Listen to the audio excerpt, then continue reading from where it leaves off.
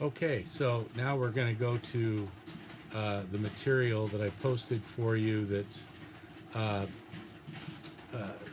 basically Mahayana Buddhist texts with some terrific introductions by Edward Kanza, mid 20th century scholar of Buddhism, highly regarded, etc.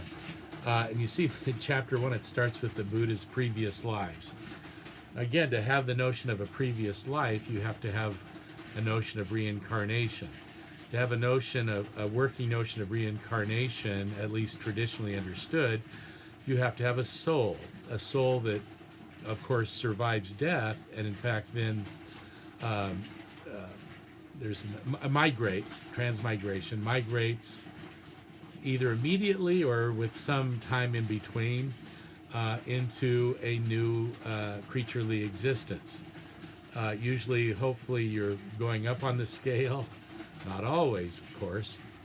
Uh, but to have that idea, you have to have the idea of a soul that can actually endure as an identity, not only through a life, but through many lifetimes.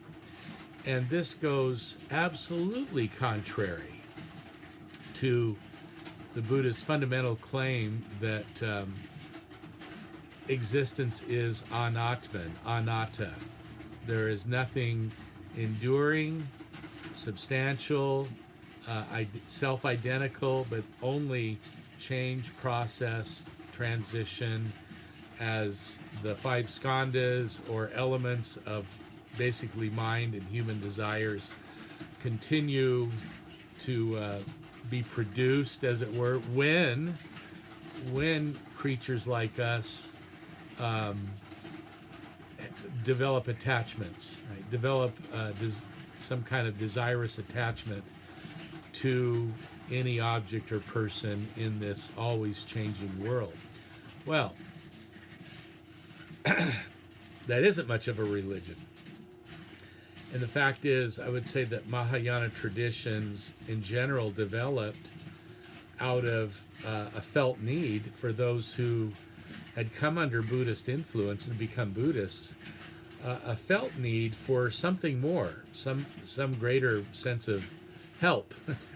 And so they looked more directly to the Buddha or other figures like the Buddha, bodhisattvas.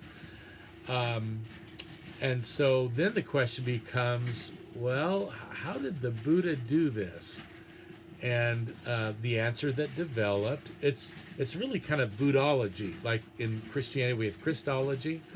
Buddhology is like, how did this guy wake up? How did he become the enlightened one? Well, if you can appeal to previous lives as this long developmental process whereby this particular soul, if you will, eventually becomes, enlightened, you can kind of explain it in terms of, wow, that long climb. And so all these stories, they're called Jakarta tales, these stories of previous lives of the Buddha. Well, you can read about that, but, he's got a great diagram here that shows us not only are there previous lives of the Buddha, there are previous Buddhas. So this is multiplying way out of the scope of what the guy that's called the Buddha actually taught. He would have had no time, no patience for all this speculation about previous lives and previous Buddhas. And again, actually, his fundamental idea of anatman undercuts all of that anyway.